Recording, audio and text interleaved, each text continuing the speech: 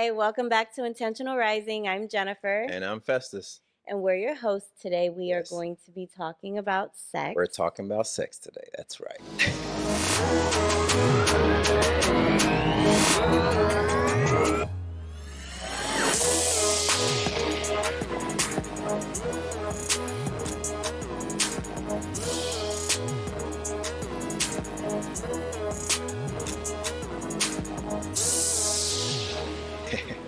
We started off this podcast with the first 3 episodes being the background testimony story of how we met and eventually ended up married. And now we've been married 7 years. Right. If you haven't seen those videos, go back. Go back. We'll put them here for you.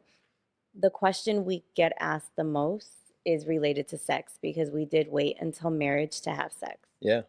So that's what we're going to talk about today. We're just going to go into our journey with not having sex before marriage and talk about some of the questions that you guys had. And we'll start from there. Yeah.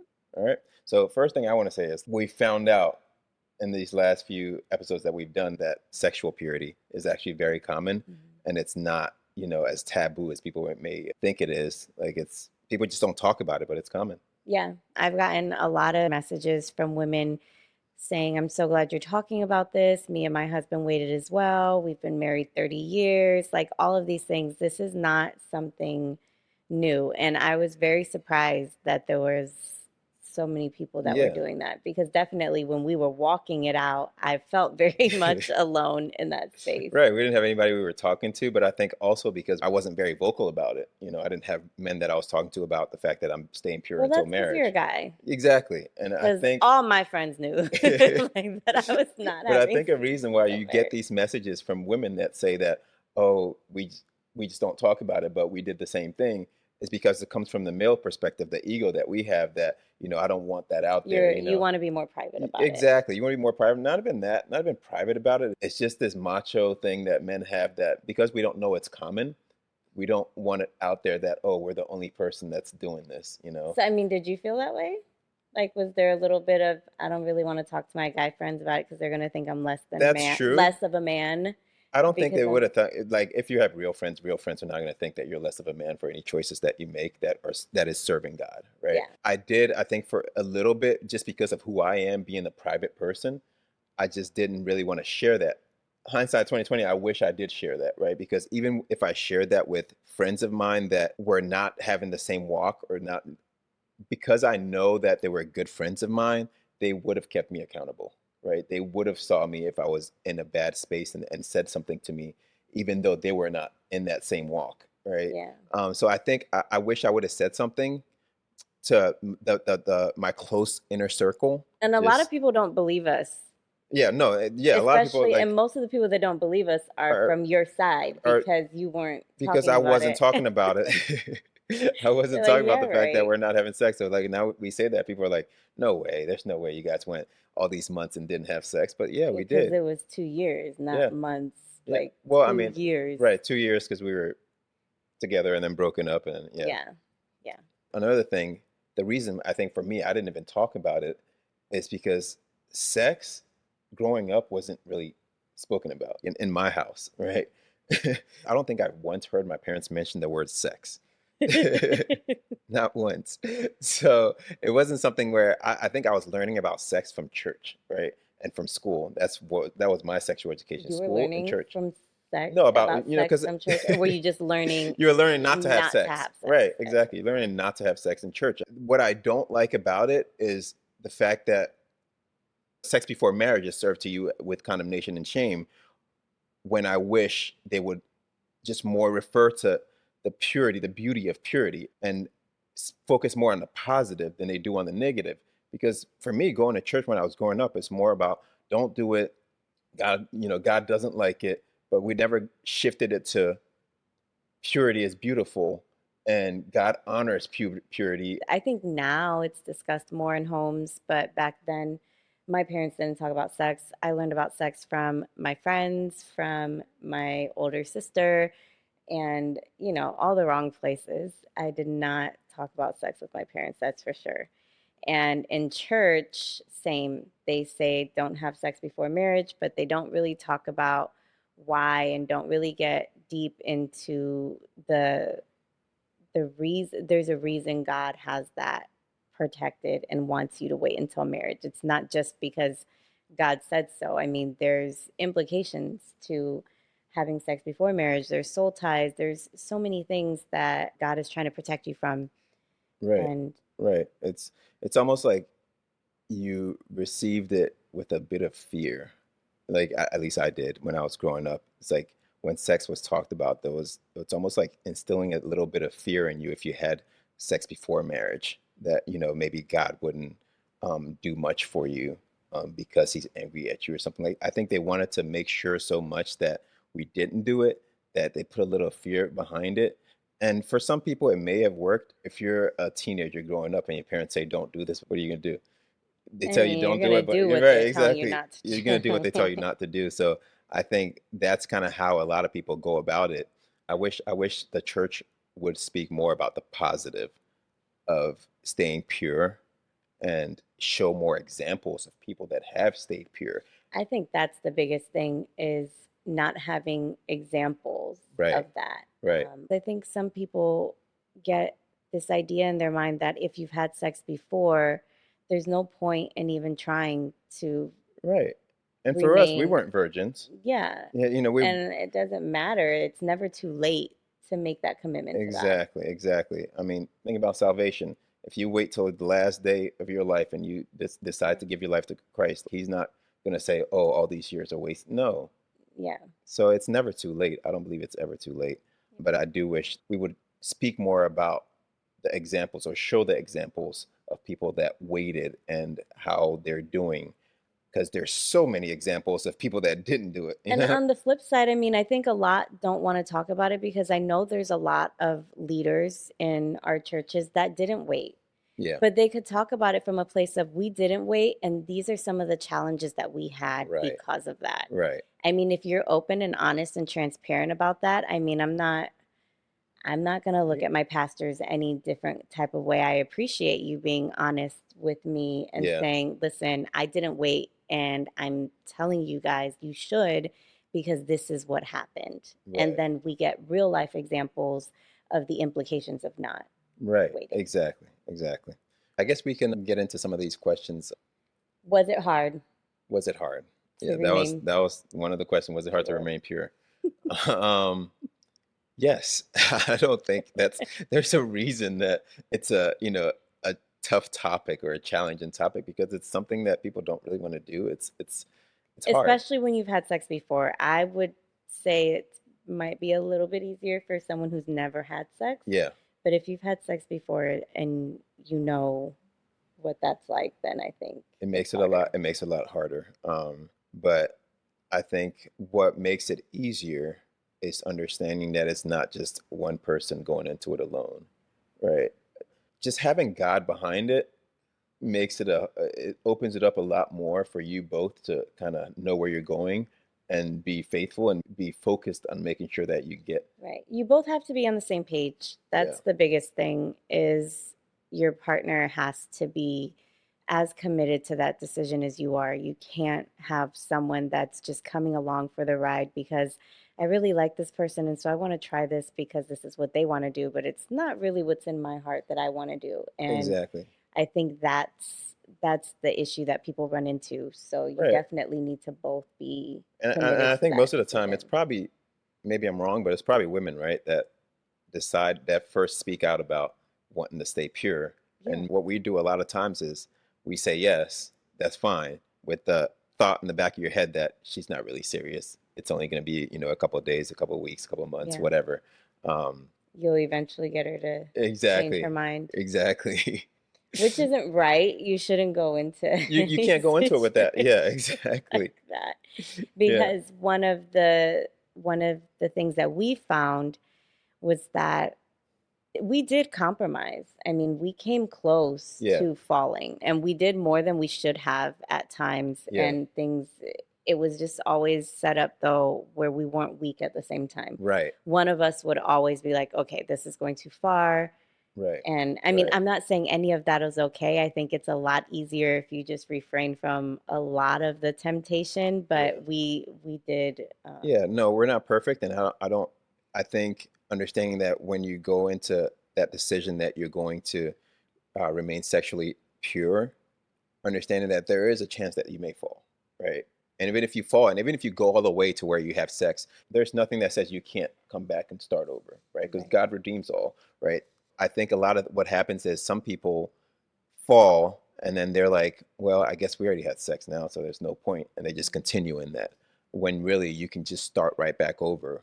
And I think that's the biggest thing is that be able to make that commitment again, get together and know what it felt like when you Right. made that mistake.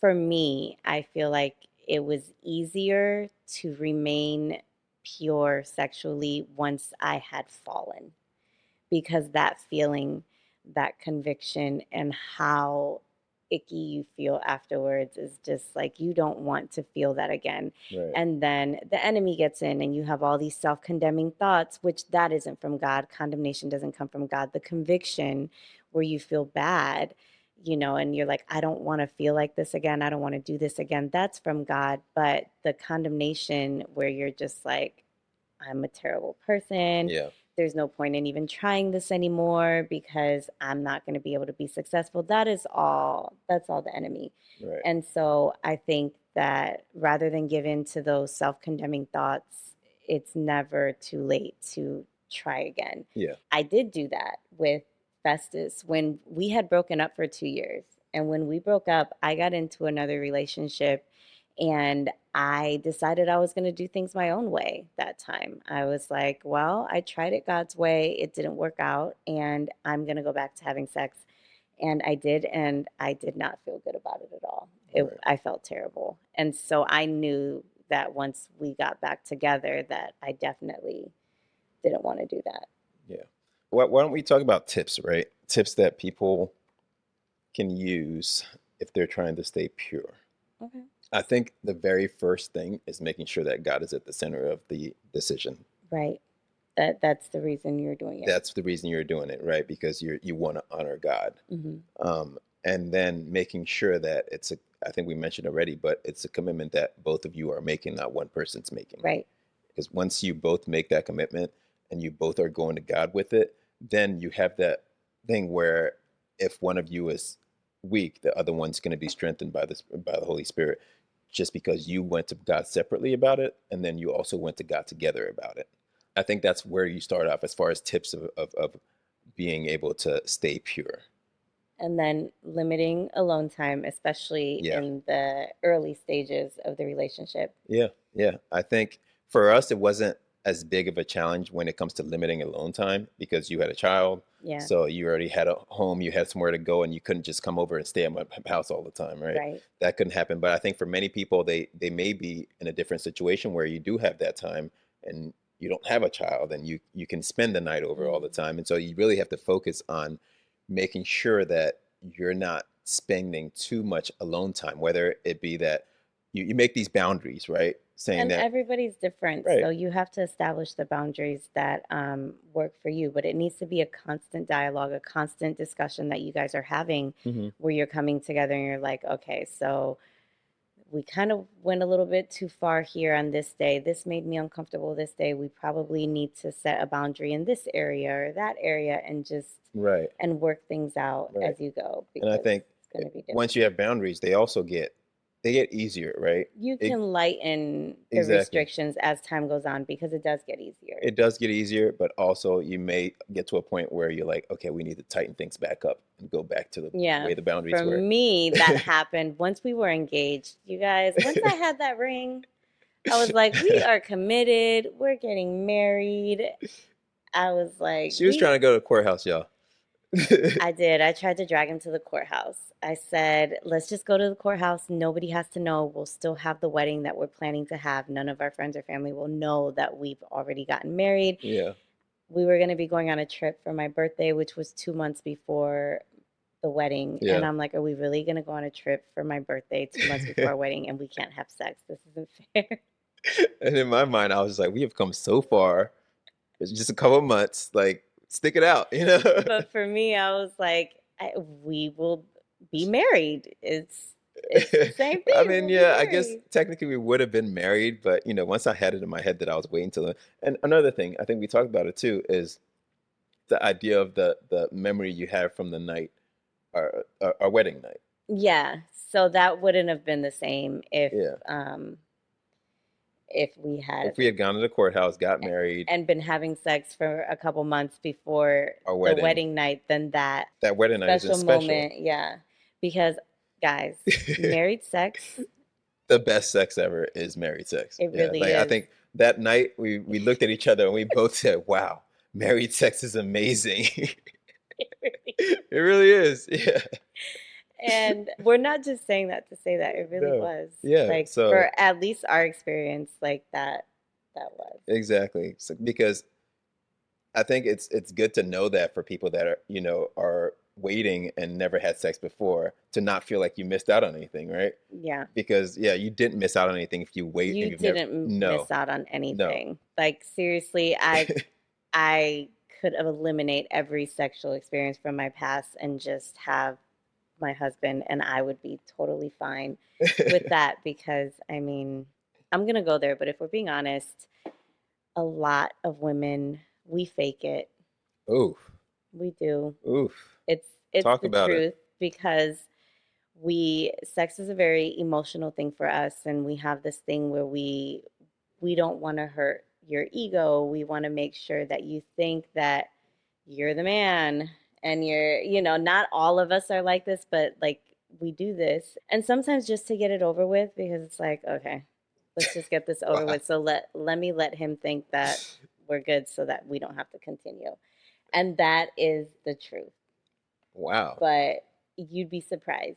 We Really? talk about this stuff. Women talk about this stuff together. And yes, that is that. Well, Don't worry, I guess. I've never done Well, you better not that. have. Yeah. But yeah, I guess sex is in many cases a physical thing for men and an emotional thing for women, right? Mhm. So I think sometimes because the woman wants the man to be around and they enjoy that relationship aspect of it, Right. they will fake anything like you're saying and make sure that he's happy. As long as he's happy, they'll But be over okay. time that builds up and you're just like, ugh, like seriously. And then say you've been having sex with this person before marriage, and Mhm. then this person thinks that everything that they've been doing has been pleasurable for you and that Right. you enjoy sex with them. And then once you marry this person, now there's this new obligation. You're like, oh, this is my husband. Like, we're not playing this anymore. He's got to get this right. And that is not fair. Like, you had this poor man thinking for all this time that he was doing things the right way, and then he gets into marriage with you and you're more confident in being vocal about your needs not being met, Right. and then that's a whole other slew of issues that now comes into your sexual Right. relationship Which and you marriage wouldn't have if you just waited if until you had just marriage. waited. Right. Because Exactly.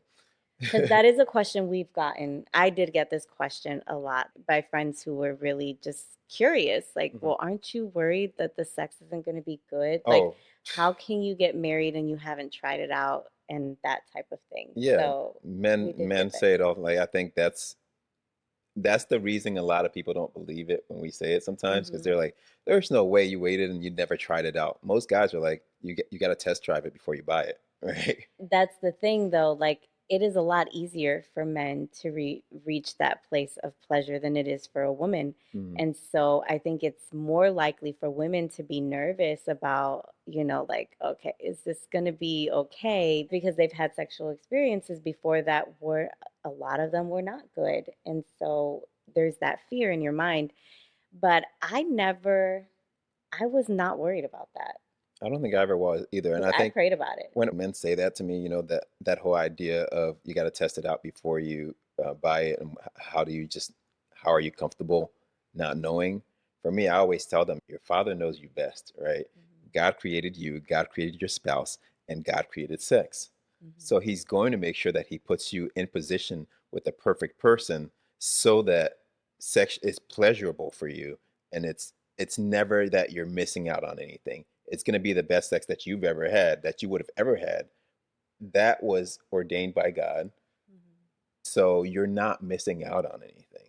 Yeah. You're really not, because the, that's just how I've always seen it. It's like my father will take care of me. Yeah. If I decide to honor God with this idea that I'm going to be sexually pure, why is he not going to make sure that he rewards me for that? Mhm. So that's something I never worried about.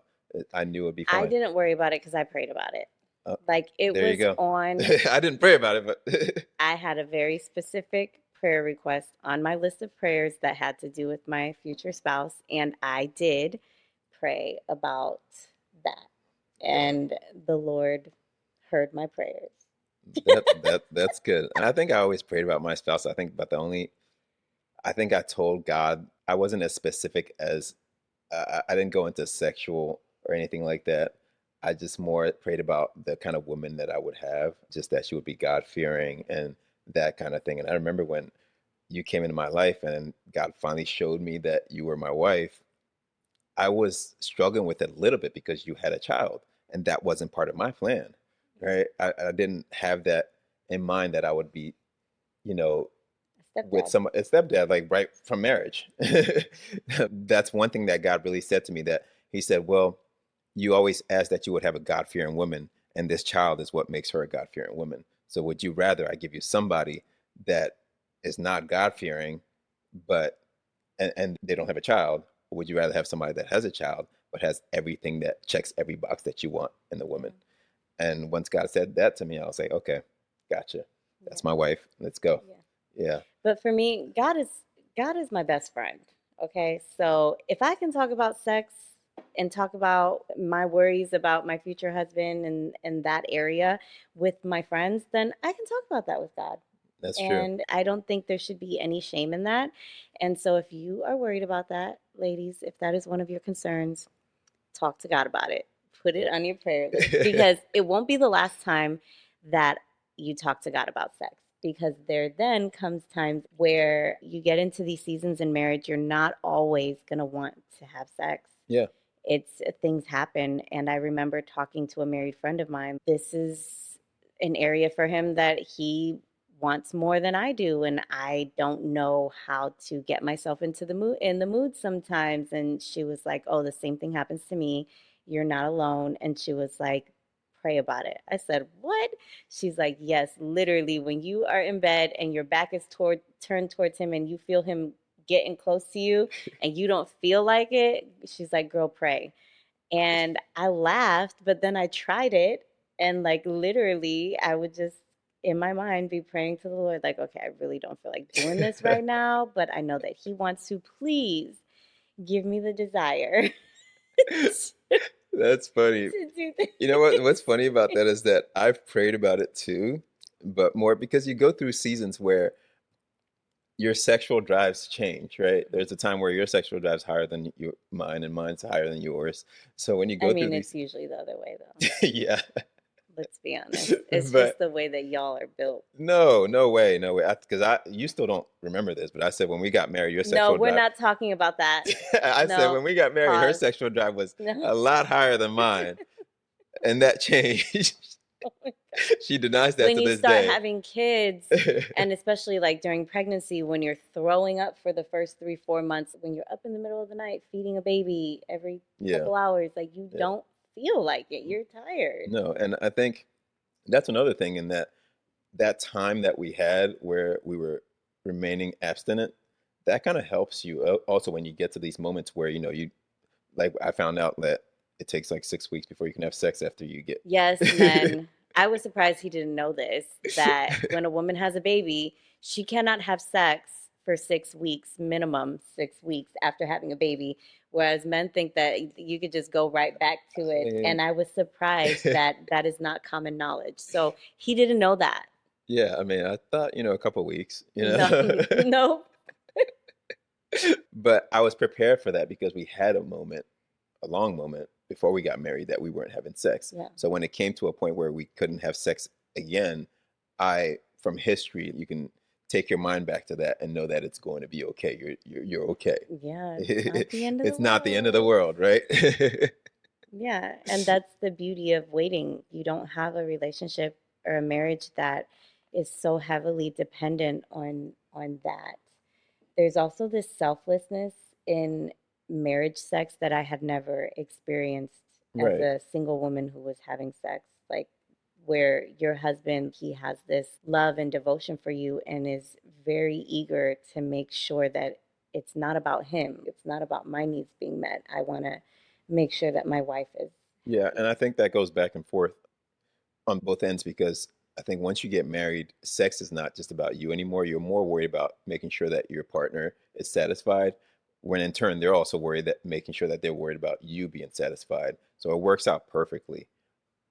You're Not all the time, not for everyone. not for Everyone's everyone. No. situation is going to be Right, different right, because there's going to be past traumas that are carried over into your marriage relationship. There's a lot right. But in the that goes perfect in. situation, that's how it should be, right? In the Yeah. perfect situation, I should be more worried about making sure that you're satisfied sexually, and you should be more worried about making sure that I'm satisfied sexually, and it works out perfectly. Hmm. That's how I think it's meant to be, although it Right. doesn't always work out that way. Right. People wanted to know about triggers or traps that you can fall into, and how That to make it harder that to make it wait. harder. Yeah, that make it harder to wait. And I would say definitely stay away from toys, vibrators, Right, masturbation, all of right. those things. Like, it really does make it harder to remain pure when Mm, you're doing those things. And then not only does that create problems during that time, but it carries over into your marriage because there is no man on the face of this planet made by the Lord God in heaven that can function like a machine, like a vibrator in that area. Like, so once you start introducing that type of thing to your body then becomes accustomed to reaching pleasure in that type of way. So then when you can't get there with your husband and you're wondering why, if this is something that you're doing, that's something you need to consider because it really does cause problems right, in that and area. some people probably carry it over into the marriage, right? Right. And then now you're reliant on an outside thing. You're reliant on toys. For some people, it's pornography. And like you're defiling your marriage bed with bringing all these other things in. And that's not the way that God intended it. God intended it for you to be able to, just the two of you and your two bodies, be able to have a pleasurable experience, Yeah, yeah, sexually. You yeah. shouldn't have to bring in all of these other things. Exactly. Like, and pornography for most men is where I think that's where most men struggle, right? Is the pornography end of it because when you start out from when you were teenagers, like that's something that it seems Right. normal to you because that's what kids are talking about, and so But the you stuff that fall into that. they're doing in porn is not the stuff you're going to be doing with your wife. And so Right, if you think that's how you find pleasure is the stuff that's happening in these pornography films, your image of what sex is even supposed to be is so altered. right, And then you're never going to be pleased with exactly. your spouse. So yeah, I think that's something that you even before you get to that marriage, that day of marriage, start praying and getting deliverance from. Yes. Because it's not something you really want to carry at all into your marriage, even the smallest bit of it, Right. right? Right. So I think you have to really focus on, or at least do a self-evaluation and find out these things that you are struggling with, and take care of that before you even get married. And it's Yes. going to be easier to take care of that if you're in a position where you're Hmm. staying sexually pure before marriage. Because Hmm. then I think God starts to, because you're honoring God and making this decision, He starts to reveal to you things that we need to start working on before we get to that Right. day. Right. Yeah. But if the whole time you're dating your future spouse, if you are using a vibrator, you're masturbating, you're doing all these things for all of those months, I don't care if you waited 2, 3 years, but you were doing all of that stuff throughout that entire time, like to avoid having sex with them, Yeah. you're going to be very disappointed when you finally do have sex with your spouse because he is not going to function the same way that that machine does. Right. And I don't even, for me, I don't even believe that's sexual purity. It's It's not, not. you know, It's not, it's but not people sexual think purity. that if I'm not actually Having having sex. sex, Right. then this is okay. This is the compromise. But I say if you are going to attempt to remain pure sexually until marriage, go all the way. Don't do it Don't that introduce way. all those things, and just take the word pure literally, like pure in all things. Right. Right. Yeah. Closing thoughts for the guys. Advice for guys regarding sexual purity. I would say, men out there, if a woman that you are dating or a woman that you're interested in comes to you with that decision that they're trying to stay pure, step back for a second and don't quickly answer that question. A lot of times, what we do is we quickly answer that question. I said before, actually, because we don't believe them. So we're just, yeah, that's fine. So I think if you're, especially if you're a Christian man, take that seriously when they tell you that and go to God with it. Mhm. For me, I answered quickly because God was already kind of speaking to me about that. And he was kind of taking me towards that path. But a lot of times you'll see that men will answer that quickly and not really mean what they're saying. You don't want to mess with God's children. So if God has put it on her heart that that's something she's supposed to work on and she's coming to you about it, and you're quickly just saying, oh, yeah, that's fine, knowing in your mind, knowing in your heart that you have no desire to do that, Mhm. you really need to make sure you check yourself or God will check you. Oh yeah, So I think that's the biggest advice is go to God with it. 'cause my daddy don't play. Go to God with it and make sure that you're in alignment and you're also wanting to do this for the same reasons. And if you don't want to do that for you may not be in that season yet, it's okay to let her know that so that she knows that this is not the time for you or she needs to go a separate way and there's somebody else for her. But don't string her along and just tell her that yeah, that's fine. That's something I'm planning on doing. And then you're only in your head thinking about doing it for 2 days or 2 weeks or whatever it may Right, be. right. Don't play with God's children. Yeah, I would say for the women, if you have never considered waiting until marriage or taking a vow now to be abstinent and you've been having sex your whole life, well, not your whole life, obviously, but you've been sexually active and you've never even considered this, I would challenge you to really put some thought into this and really examine your heart, really examine your self-worth and why are you having sex? Like what are you receiving from it? And even if you are finding pleasure in it, what is it temporary pleasure? I think if you really took the time to think about it, you would find that there's a lot of emptiness there. When you make that commitment with God and you decide that you want to wait and you start to really find yourself and see value in yourself, especially once you do meet that man that God has for you, who is willing to wait and is willing to get to know you on that level.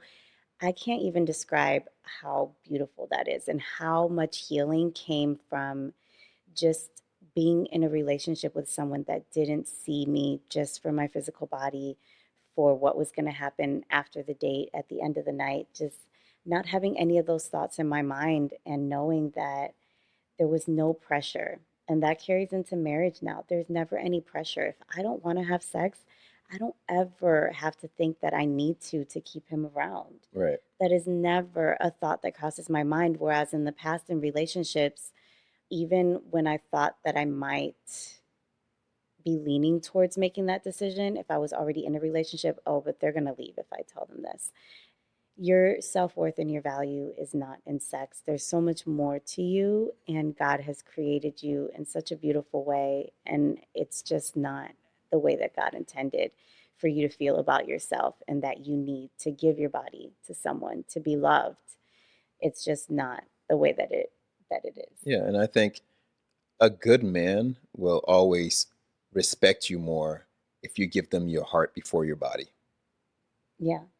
Yeah. And I'll never forget when I told him that, and he said to me, "I'm not surprised hearing that from you." Like, it still, like, makes me, like, emotional because I was sitting there in that space with him, and even though I had been on a journey with the Lord, I still had a lot of shame, and I didn't see myself that way. I didn't look in the mirror and see a girl that is, like, sexually pure. I still saw myself as the single mom who had a child when she was 19, 20 years old and has been having sex for years and, you know, probably more than she wants to admit. I still saw that person when I looked in the mirror. So to have who is now my husband on our second date look at me and look into my eyes and say, I'm not surprised. But God was really showing him me. And that is there's so much healing in that, to the point that I still carry it with me to this day.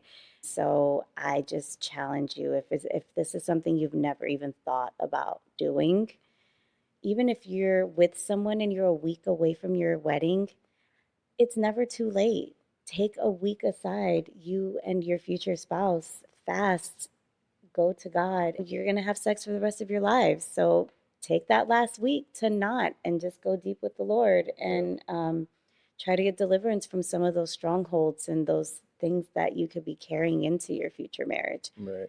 So, Right. I think that's really big, that week before you, like if you're someone that's getting married, the week before, take that week, really. I think that week, use that to break a lot of things before you get into your marriage, right, because it's never too late. It right. really isn't. So, Ideally, we would say don't yeah, ideally at we would say all, don't, but but if you're already in we a don't position think where you're that, getting married next week, yeah, we don't think it's ever too late yeah, to but don't make that manipulate that, right? decision. Don't manipulate that and be like, knowing that you're getting married in 6 months, I'm going to wait till the last week and then we're going to do this. Don't Right. manipulate it. If you're getting that conviction now, watching this, You and need to your do that now. wedding is 6 months away, so whoever this is for, that you're getting married in 6 months, and God has kind of been tugging your heart about this decision, you just received your confirmation. Yeah. So Yeah. don't ignore that feeling, and really, really try to go there. Yeah. God will honor it. Yeah. Yeah. If you guys have any questions, leave Yes. them in the comments. Always As leave always, questions for us, because I mean, we try to get to them all. And if we can't, we'll make an episode about it. Our podcast is pretty open. So right. we're just kind of mostly feeding off of what we're hearing from Yeah, our others. future content is coming from the questions that we're getting in the comments. And Right. that's how we kind of continue to do things for now. Yeah. And then obviously, when God drops something in our spirit, we will speak on those topics too. I'm sure this is not the last time we're going to talk about Oh, sex, yeah. because I hope not. it's such an important topic. Yeah. And And maybe we'll have a sex talk with just me and another guy, and just men, yeah, having I think that would be good. a A men's talk men's about sex, and one, then a maybe have a women's women's one. one, Yeah. and I even if she's willing, and I think she will be, our 17-year-old daughter on here, for us to talk about what sex means to them in their Gen Z generation, and Yeah. what that looks like. So we can wrap things up here. Wrapping things Like, up. comment, subscribe, all the Yes. things. All those things. Thank you so much for Thanks your for the support. We support. appreciate you. Peace. Let's go have sex now.